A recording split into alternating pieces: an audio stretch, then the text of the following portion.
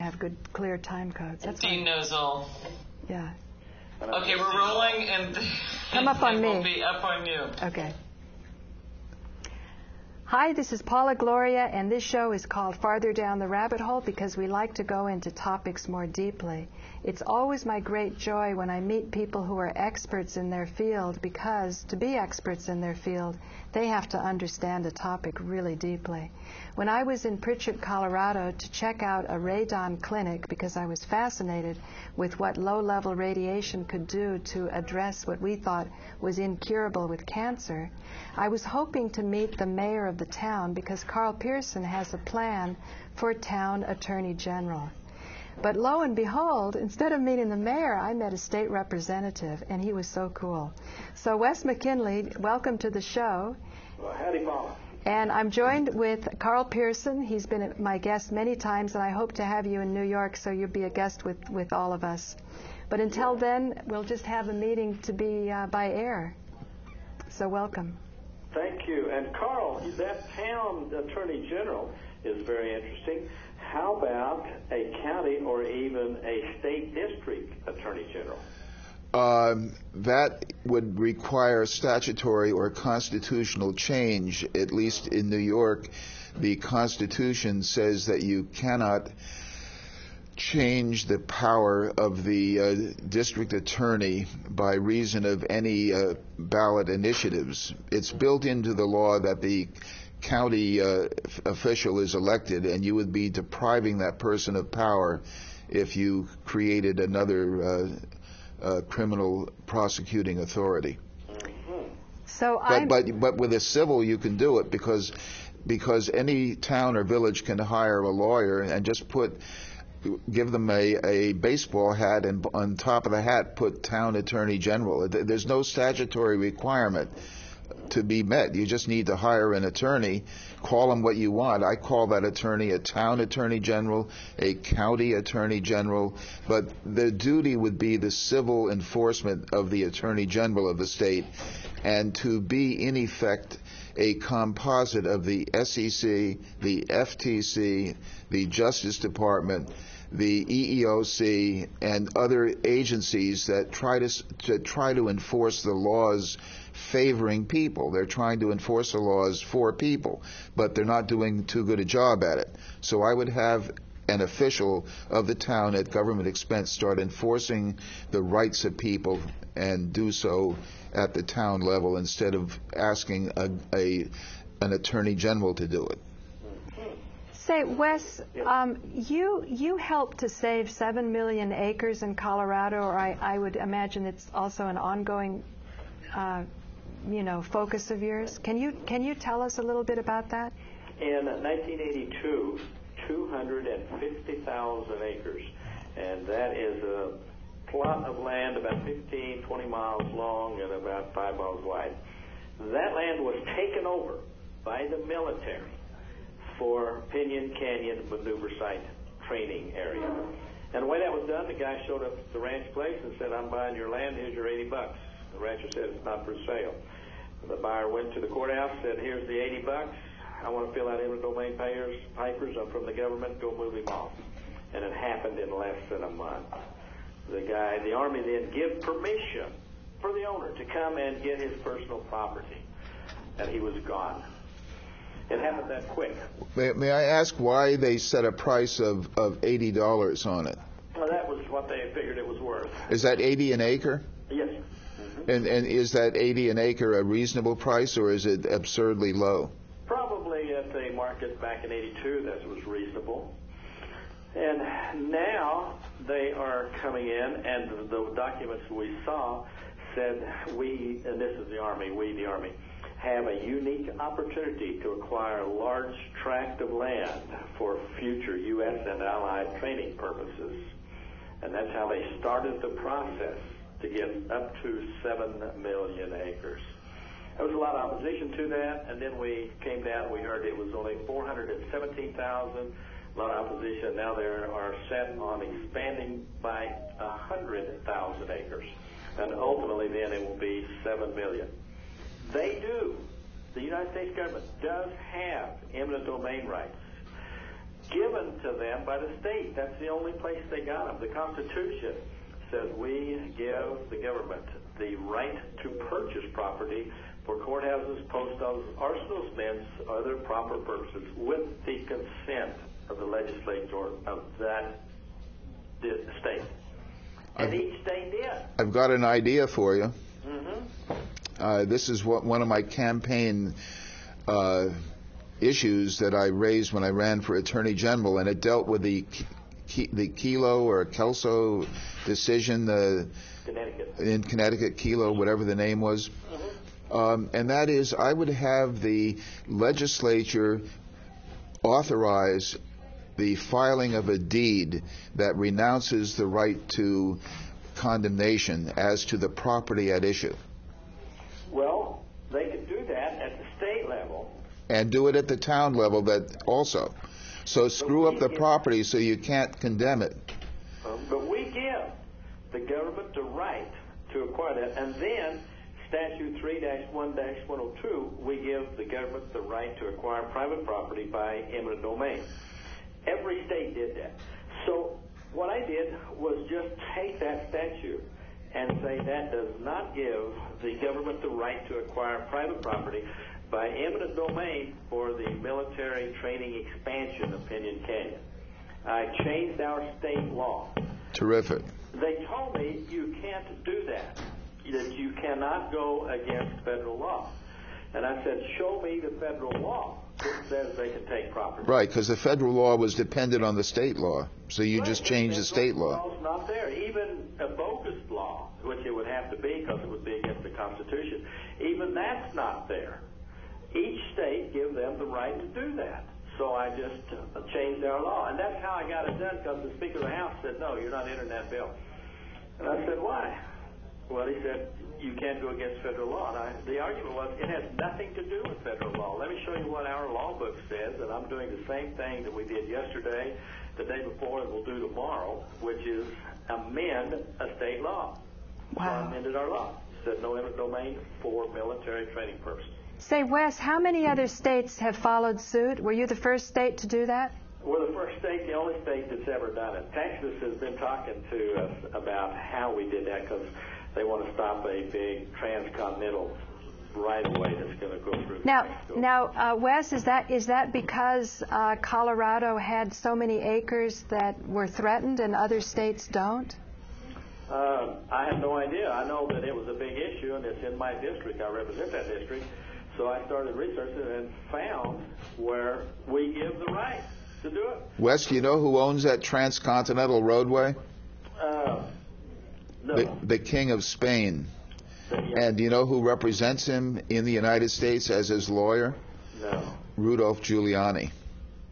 Is It's that road that goes to Canada, Yes. from Mexico to Canada, and Giuliani is representing the King of Spain in the ownership of that project. Wow. So Wes, Carl is really a genius at figuring out creative ways to directly kind of tap into the power of the American people, the common American person, using technology. And I've discovered in my work that there's a lot of people that want to be kind of released from the grip of an oppressive situation. And I am constantly heartened by the fact that when you do what you are told can't be done, and you find that indeed it can be done, that there are many others that follow and say, wow, I've always wanted to do that. See, Wes, here's what I'd like to do. I have a marketplace that's going to replace jobs, where people will not need jobs any longer only because they can't get them. There's got to be some successor to jobs now that jobs are going out of vogue. And they're going out of vogue for a variety of reasons, including the excessive taxation, the what employers feel is the excessive cost of benefits in relation to the costs, which are virtually zero in other countries. So whatever these competitive factors are, we find ourselves no longer having a buoyant job market, but we still have entrepreneurs.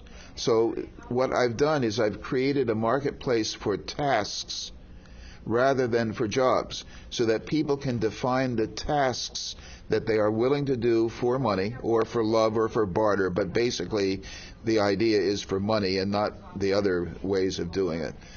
And to have a single town somewhere in the United States allow me to go in there with the cooperation of the political leadership and go house to house and sign people up, get people to help them put their tasks on the database, and then I'm going to market that database within the 25-mile radius around the town, which happens to be 2,000 square miles. And it won't cost much because it's only local radio, local cable, local television, and local newspaper advertising centered around that town because it has a radius of about 25 miles. So if we do that, I can bring in $250 million worth of money for a town of about the size of 10,000. I've calculated. Wes, he's calculating people's time worth about $30 an hour. And that's $30. how he gets that billion figure. Yeah, and people just have to be imaginative in defining their tasks to try to meet the needs that they envision that other people will have. For example, in New York when I ran for Attorney General, I bet you I came across the same problem that you've had in your political experience, and that is campaign financing reports. Is that correct? You have to report your money. Exactly. Okay, we have that in New York in spades. It's about an 80-page booklet of how to conform with that of the requirement of filing on a website. So I found a person to do that, and I had all of my campaign contributions and the expenses all detailed, and the total cost to me was $10. Now, isn't that something that he could market to you and other candidates throughout the nation? Right. Very possible. See, so my website will allow that. That's one out of a million potential tasks. Yeah, he's good at streamlining, finding the road barriers and then removing them so that people can move forward. Wes, you have more claim to fame. Can you tell us about your book and that jury that you were on? I was randomly selected to be on a special grand jury which investigated allegations of environmental crimes committed at Rocky Flats bomb manufacturing plant. Rockwell International was the contractor, and they made bombs for the military, and they violated environmental crimes. I was the foreman, and it was all a cover-up. And I didn't go along to cover up. You can look at that on ambushedgrandjury.com. Paula does have a book of it. She has a copy of my book, and you can read that, Carl. But that details my experience with government cover-ups. And I was a happy cowboy. That's all I've ever been, is a cowboy. And could you market the skills of an old cowboy, Carl? Oh, absolutely. I mean, I can think of a lot of things. For example, consultant on great hunting properties in Colorado and adjoining states, for example. Would you be able to help people select property that they might use as a hunting preserve? Sure. So, I mean, see, I've just found that. I mean, you need an advisor, not you, but I mean people generally can have somebody that is versatile and help advise them by reason of getting to know what they do, what they like. You can start advising them on what they can do to offer services that people want, because that's what we're trying to do, is to find a need and fill it. So we have a need of finding someone to hire us by the hour or by the job, the task, and the people like myself are interested in getting certain tasks done, and I don't know who the hell I can turn to. So it's my own desire not to have a lot of employees who I can't afford, but I'd like to get work done that I can't do, and that has brought me to the need of finding people to do tasks, and therefore my database. Well, can I ask a question? Yes. Or actually, it's Wes, can you hear me? Sure. When you mentioned Rockwell, that kind of moved the smoke away from the entire scene. because Rockwell right now is involved in almost all the planning of the nuclear power plants going across America. Now, if what you're saying in 1982 there was a purchase, then I would look back at what Rockwell's contracts were, military contracts in '79, and that's going to tell you exactly what they did and give you the history of why that property has to be purchased. Well, there's two different properties there. The property that they're looking at is the Pinion Canyon Maneuver Site, and that's in Los Animas County. And the property that I was involved with the grand jury was the bomb manufacturing facility northwest of Denver. There was only 6,000 acres there, and Rockwell made bombs at that area. They were the contractor, that it was owned by the Department of Energy, contracted with Rockwell International. There have been other contractors. Dowell was a contractor, EG&G was a contractor, and then, of course, all kinds of subcontractors. That only pertained to that 6,000 acres that Rockwell International contracted with the Department of Energy facility called the Rocky Flats. Wes, I have another question for you. Since my show is about spirituality and politics, and I know that I met you, to learn about the radon baths that were being set up in Pritchard, Colorado. Can you tell me, in your personal life as a politician and going through maybe this jury, maybe it's something else, what was the scariest thing that you ever encountered, and what do you feel brought you, not only you along, but also all of the people that I know you care so much for? The scariest part probably was thinking that my ears may be closed and I wouldn't be doing what was right on a spiritual level versus what's right on a humanistic or legal level. Now, to the Rocky Flats, Casey, that is randomly select the grand jury over all of the people of Colorado. I was just one of all of those people. And that is a small possibility of getting selected, but I was. I also, being the only one on the grand jury that had any kind of a technical background. I have a degree in mathematics and a minor degree in physics. And I understood a lot of the engineering that they were talking about. That makes that probability even smaller. Then I was a cowboy. I am a cowboy, and I've never wanted to go to town. I'm totally happy living out here. And I have what they called a healthy disrespect for government authority. That makes that probability even smaller. Wow. And then I have very little fear of things of government or doing wrong when I know I'm doing the right thing, even though it looks wrong. So you add all of those things together, and it becomes impossible for me to have been randomly selected on that. And during that trial, there was a lot of stuff that was happening, and I would think, what am I supposed to do? I have no idea what's going on. The next morning I would know, and it sounded a little bit strange sometimes, but it was always right when I listened to what was being told. And people say, how did you know that? Who are you consulting with? And I said, well, same entity any of you could consult with. Same as what? Entity. The same God, the same person that any one of us one could access.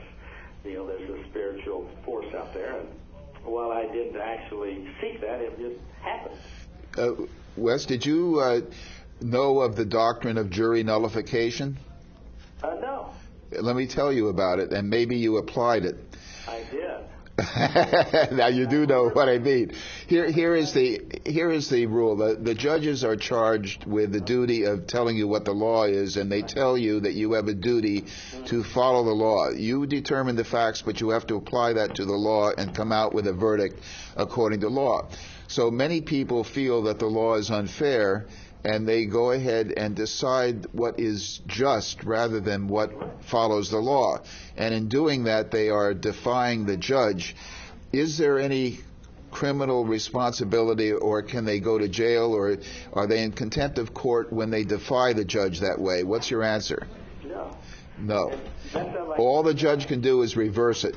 And they don't put the jurors in jail, so that jury nullification is a right, but they're not allowed to tell the jury that they have that right. Are you familiar with Larry Dodge and the work that he's done on that? No. And then he's a part of the Air Society. But I learned that. But this was not a trial jury. Carl, it was a The grand jury. Grand jury, okay. Special grand jury. And the grand juries don't really make decisions as to whether they're guilty or not. They stand between the Crown and the people, actually. And we were to determine whether it was indictment. And the old rule is that a lawyer can get a grand jury to hand down an indictment to a ham sandwich. The jury does what they're told. But I didn't really see it that way, and I took that oath seriously, that no one was above the law. And even the grand jury instructions we got said that you must follow your own conscience and do what is right. Let me tell you what happened to me out in California. When Marilyn Monroe was killed, there was a grand jury that was put together to investigate that maybe about 20 years after she was killed. And the grand jury defied the prosecutor, and they then retained me as a runaway grand jury to help assist them to assist them in coming up with a proper result. And guess what happened? The officials locked them out of the courthouse and they broke up the grand jury. Now, wait a minute. I'd like to just say, you might want to explain to Wes that the jury also has the power to issue a report on the judge, censoring him. And so there's powers built into the jury to nullify the judge. And you can actually, that's the power of the jury that they don't want anybody to know about. That the jury report can be used to censor the judge. Really? Why not? Sure, it sounds right. We issued a report. And all that's detailed in the book. And while they didn't lock us out of the court, they did stop some of the members from coming, so we didn't have a quorum. So we couldn't hold it. And they said, well, you can be dismissed because you don't have a quorum. That was the prosecutors.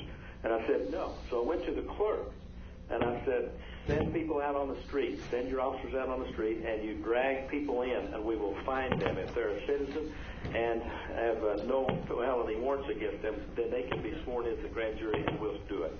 Well, Wes, you say that you've detailed this in your book. Mm-hmm. How do you get a hold of your book? Because I don't have a copy of your book. You don't? How do I get one? How do all my viewers get a copy of your book? You can go to ambushgrandjury.com. ambushgrandjury.com. It's printed by Apex. They're in New York. Uh-huh.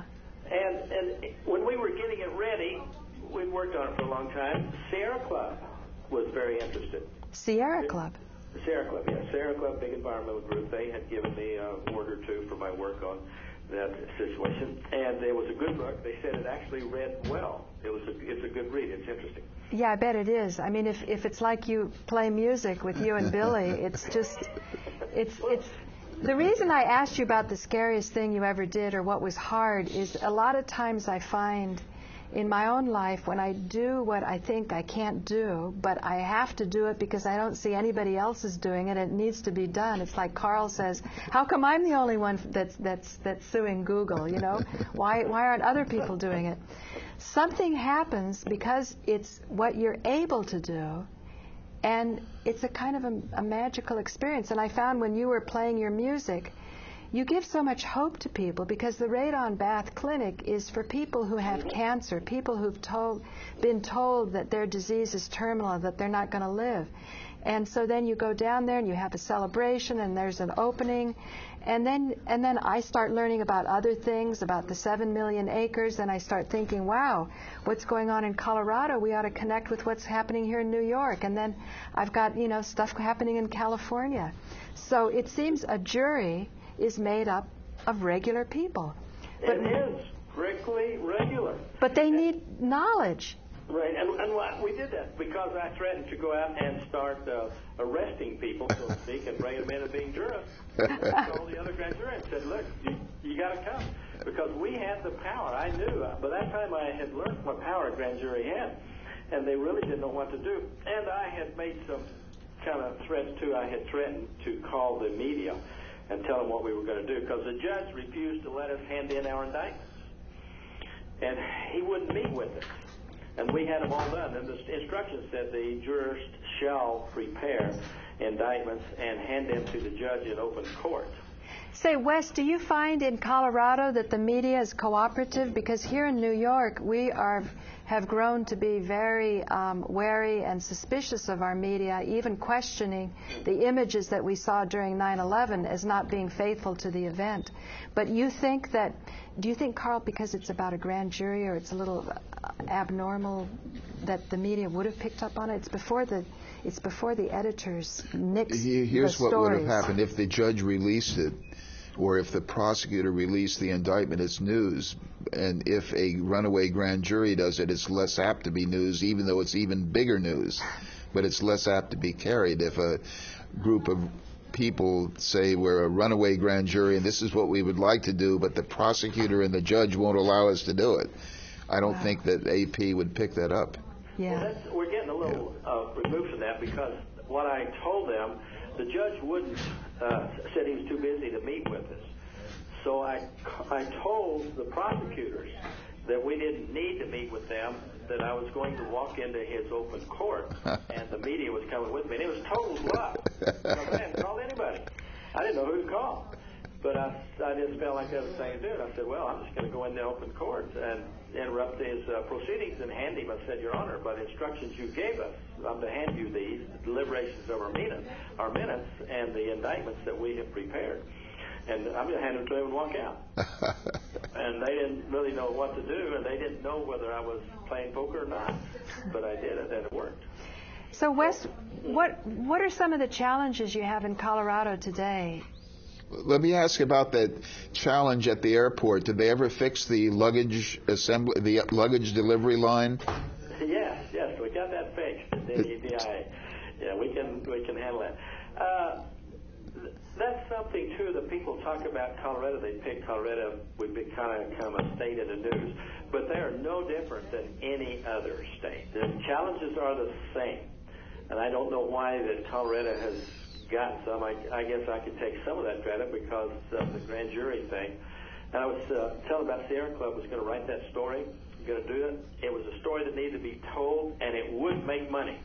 And they needed money, and we'd cut a deal with them. And I was getting ready to go on a book speaking tour. We were going to print the book, and we were arranging that. And all of a sudden, our guy is gone. Finally, we get a hold of him, and he said, I'm very sorry, but the headquarters, the corporate mother of Sierra Club is University of California at Berkeley. They also are the lab contractors at Los Alamos that makes nuclear bombs for the Department of Energy. So the Sierra Club, we have had to wash our hands of your project. It's the way it works. Yeah, and even though that is the big protector of our environment, the ones that you would thought would have been right on top of that, screaming and doing everything that they could, then they abandoned us because of the corporate headquarters work. They didn't want to hurt their chances of having any conflict with what they were doing, making bombs in Los Alamos. Wes, I hope in the future to be able to do some shows with you on some people who know about binary economics, and they worked with a man, Wes Kelso, who developed what eventually became the leveraged buyout. That wasn't his intention. His intention was to have the workers participate in the power of America's strongest corporations, and that they could get this capital participation with the earnings of future capital from these organizations. But I think one thing that Wes Kelso said is that unless we make technology equal to capital ownership, in other words, labor is never going to approach the power of technology and capital, then what we're left with is a blood economy. So unless we can think outside the box like a man like Wes Kelso was able to, we're left with thinking that we constantly have to have these weapons, and UC Berkeley being beholden to these corporations who then develop weapons that we don't even know exist. I mean, we're thinking about nuclear, but they're way beyond that into... we are into robots. Robots are the soldiers. Robots, and there's a group of researchers on 9/11 feeling that you don't make a building into dust in 11 seconds with even a controlled, a standard demolition. And certainly airplanes never made a building come down before or after. But what you really want to do is get to the roots of what's causing this type of imbalance. And I think Carl Pearson is just I just call him a genius par excellence for figuring out how we can take our economy at the local level and use technology like the websites that he has. His idea of MyClads, which he's not making any money from, is just it couldn't have been done 10 years ago. And yet the kind of, I don't know, cowboy know-how that you're talking about, that kind of gumption to just say, I'm not going to be intimidated, I'm not going to be threatened, and you just go in and you start doing the right thing. There's low-tech solutions, too, that I think involve personal perseverance or courage. What would you say? Well, it's everything, courage and perseverance. And let me ask, Wes, would a tuition-free college be of interest to any towns in your area? Well, Carl, you have to understand, you talked about a town of 10,000 people, and I represent a district that is 200 miles wide and 100 miles across. It sounds almost like the problem of the Indian reservations, where you can't have one point. There's so much distance, you have to have multiple units to service that. And there's not a town of 10,000 people in that whole area. But look at, Wes, what creativity comes out of that area. When I was at Pritchard, Jane Goldberg, she was kind of freaking out because she's a Manhattan girl. She's not used to seeing miles and miles of expanse. But to me, it felt like just the appropriate place for healing. But I was wondering, and I'm putting this to Carl for the first time, he feels it's important that you have physical classrooms, that you can't just have a $60,000 a year internet education. Is there some way that... Well, we've a lot of us, and I spent 18 years owning a school. There's nothing like having attendance to force people into getting an education. If you don't have attendance, you have a tendency not to learn. You just don't. But most of what you and I and Wes, I'm sure, have learned in life was not learned in a classroom. So that we have to understand that. Right. But to meet the traditional minimum standards of education, I think it's good to have a classroom setting. It'll get you through the program on time with everyone else. And I envision that this is something that I could put into a town or village, but it's going to have a larger area. But I was also thinking about your own problem in running for office. You have to take advantage of internet, and because he's pretty good on the internet. But I ran into a problem with Google because I wanted to use the keywords that nobody wanted, and that way I could be I'd be the second person on the list of ads, and I would only pay like a penny a click, the lowest price.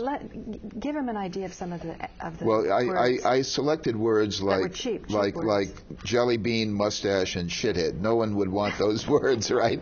So I figured in out. other words, Wes, Google charges more money for the more attractive words, but he figured that shithead and Yeah, a mustache and Mustache jelly and bean. jelly- Nobody would want that. So how did you make them work in your campaign? Well, are you tired of having a candidate that only gives you jelly beans after he's elected? Vote for me, I'll give you more than jelly beans, or something like that. I mean, you could take any word and form in politics anyway. You could make an argument for it. But if I could, it's pay per click.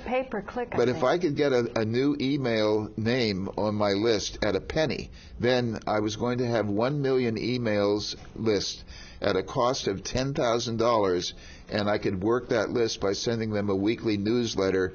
And then finally, right before the campaign, I would write to everyone and say, look, you live in so-and-so, a zip code. There are the following political offices available. Would you like to run for one? I'm going to gather signatures for you while I gather them for myself. So that's a way that you can spread this democracy and get others involved and create a huge number of voters for you that know you and want you to win. But guess what Google did to him, though? So what they did, 1 week later after I started gathering my email list, Google told me by automation, no human being ever with Google. You never might find a human being. They said, for every penny that you bid, you have to agree to pay us 50 cents. They suddenly upped the price of my list to $500,000. So I brought suit against them for monopolization. Yeah. So anyway, I think what Carl is saying is you know, having this ingenuity, being so connected to the land, being a gifted musician, having the love of the people, you now need to pay attention to technology. That's true. I'm really not a gifted musician. I'm a gifted horseman. Oh. But I'm not that good as a musician. But anyway, I have seen some of your shows on the internet, and I liked them, Wes. I want to say that. Oh, well, thank you. Yeah. We're going to do a concert at the Capitol on the governor's floor the 21st, but you've already said you're going to be gone. I know. I'll film that. I've got a guy that comes around and films everything for us, and I will give you a complete copy of that film. Oh, definitely. And we can work it into the documentary, because Jane Goldberg is coming out with a book, Because People Are Dying, about Jay Gutierrez's radiation hormesis work that I know that you're supporting, as well as the radon clinic down at Pritchard, Colorado. So we'll get that involved. Mm-hmm. Great. Well, give me where to send you the book, Paula. And Carl, I'll send you one too. Oh, terrific. Okay. So send them both to Paula, and I'll get it. Yeah, you can send it to the Concordia Foundation. Cordia Foundation, 26 Gramercy Park South. 26, and how do you spell that? Gramercy, Gramercy, Gramercy Park South, 7H. And New York, 10003. 10003. And we'll get our books, and we'll study our books, and we'll do another show with you, okay, Wes? Paula Gloria at Concordia. What's the foundation? Yeah. 26 Gramercy Park West. South. Or, south. G-R-A... G as in George. Gramercy Park. Granercy. M as in Michael. E-R-C-Y. All right. Park, South. New York. Okay. 10003. Okay. I will get your books sent off to you. Great. Terrific. And any last words for us, Wes? Ride hard, to shoot straight, and never weaken. Your gun loaded and your hand steady and your back to the wall. That sounds good. Thank you so much. That was Wes McKinley, the state representative from Colorado. Nice Bye. meeting you. Nice meeting you, Carl. We'll be in touch soon. Thank you. Okay, bye. See ya. Bye. Wasn't that refreshing? Yeah, very good. I mean, when I sat down with him in Colorado, it was like he understood your ideas better than I did. And I think it's because he really works with people. So it was like a soul recognition or something. Well, he also works at a distance, and people need internet to find employment. So I think there in an area like that where a person might need something 30 miles away, and for them 30 miles they can do 30 miles. They're used to that. They so do big miles. but internet in this fashion would be good but for I think them. what it was is, before I actually met him at the gathering, the celebration, I had written you an email, and I said, can you do anything with the town of 200? Because I knew you were talking about this 10,000 figure, and I thought that I'd get a negative response. And my gosh, you wrote back quite a few paragraphs. Yeah. And he was there when I opened it. I said, well, here I'm hearing from Carl Pearson, which is great, because I know you're so busy. Yeah. Even your wife doesn't get to hear from you sometimes. So I really appreciate the time that you take with us at Public Access. This is very important. This is where I think an idea that will make every town prosperous. This is the beginning. There's nothing that needs to be changed, meaning I don't need a constitutional amendment. I don't need a statute. I only need the will of the people. I only need somehow they've been conditioned to having something be handed to them instead of doing it themselves. Here I've got to get the community to help itself. Right. Or people have this sense of unworthiness, that there's something they did wrong, like this mortgage thing, the way the doom and gloom people, even though, I appreciate that they're saying we're in bad times, we know that. But this filling us with shame when we're not quite sure what happened. So it becomes imperative that we start teaching people what happened. I've got a great potential market here. What's that? And that is that in New York and in other large cities, a lot of us feel like there may not be enough food if the crunch really comes, we aren't self-sustaining, aren't self-sufficient. So maybe we can make contact with people that grow food, that we can have shipments or some contacts to supply us in the event things break down. If things seem to be getting bad, maybe we can have some... but we still need access to the bridges, not at $50 a no, ticket, but right? that's true. But I think that maybe we can start preparing ourselves. Get boats. The heck with Giuliani or whoever's going to be in charge. But he knew about that road. Wes knew about that road in Texas. Yeah. That superhighway that's going to Canada, owned by the King of Spain. I think it's very similar to cancer. When I started to learn that cancer was a fungus, and I first got this from an Italian doctor, and he had little cameras that go down in the body, and it shows how a baking soda solution will change it in a matter of days. You see this sort of spory thing that's sort of whitish, and then as it gets the correct, as the fungus goes away, it's like fungus perishes in light.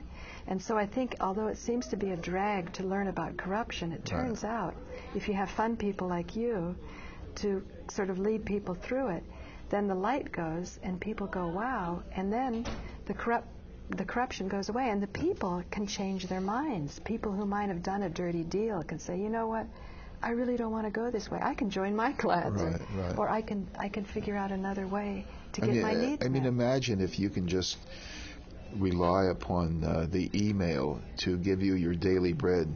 Like every day you get 10 or 15 emails and only 5 of them are any good, and each one on the average is $40, so you make $200 a day. Right. That's what we can do. Because you've tapped into your creativity that way. I'm certain of that.